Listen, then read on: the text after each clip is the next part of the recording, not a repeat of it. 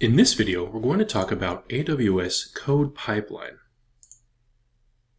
Code Pipeline is a continuous delivery service you can use to model, visualize, and automate the steps required to release your software. You can quickly model and configure the different stages of a software release process.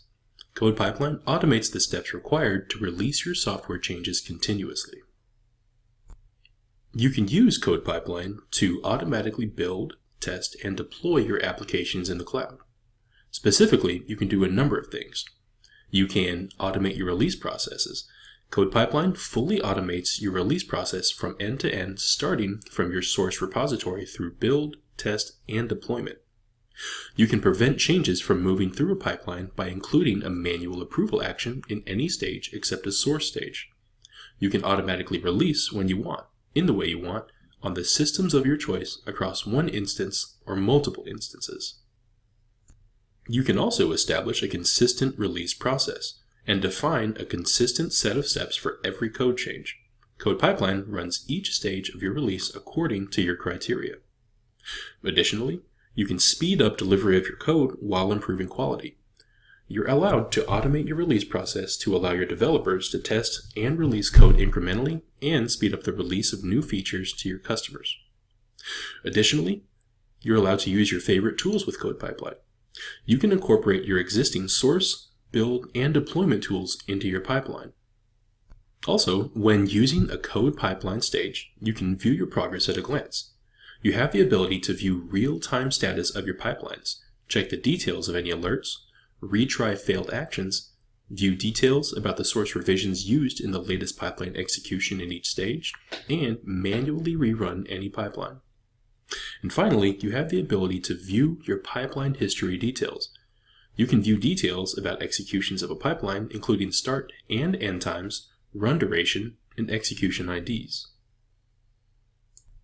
Let's take a look at the blue-green deployment solution that we're going to build in a future video as an example. The first thing you should notice is that there are multiple boxes. Each box represents a stage or a different part of Code Pipeline's execution. You should also notice that each stage uses different AWS tools. For example, it looks like this one is sourcing some code from Elastic Beanstalk using S3. The next stage looks like it's using a Lambda function. Just going by the names of the stages alone, you can see the Code Pipeline is able to do a lot of different things. It looks like it's taking some source code for us, doing some kind of processing on it using AWS Lambda, and then making some kind of DNS change or URL swap. And one of the best parts, it looks like Code Pipeline is deploying for us and even testing for us. Code Pipeline integrates with development tools to automatically check for code changes and then build and deploy through all the stages of the continuous delivery process. Stages use input and output artifacts that are stored in an Amazon S3 bucket you choose when you create the pipeline. Code Pipeline zips and transfers the files for input or output artifacts as appropriate for the action type in each stage.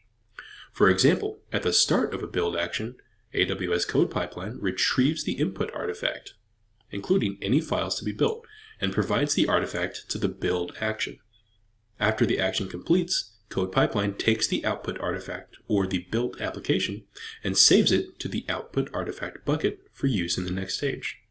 In fact, if we take a look at some of the S3 buckets that we're going to be using in our blue-green deployment solution in a future video, you'll see a few different Code Pipeline buckets, including one called a Beanstalk source bucket and one called artifact storage.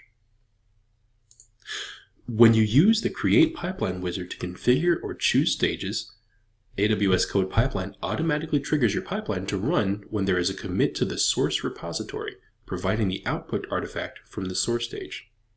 Next, the output artifact from the previous step is ingested as an input artifact to the build stage. An output artifact from a build stage can be updated application or an updated Docker image built to a container. And third, the output artifact from a previous step is ingested as an input artifact to a deploy stage, such as staging or production environments in the cloud. You can deploy applications to a development fleet, or you can deploy container-based applications to tasks running in ECS clusters. Once again, we're going to lean on Code Pipeline heavily for our blue-green deployment solution in a future video, but for now, that'll wrap it up for our quick introduction to AWS Code Pipeline. So if that makes sense, feel free to move on.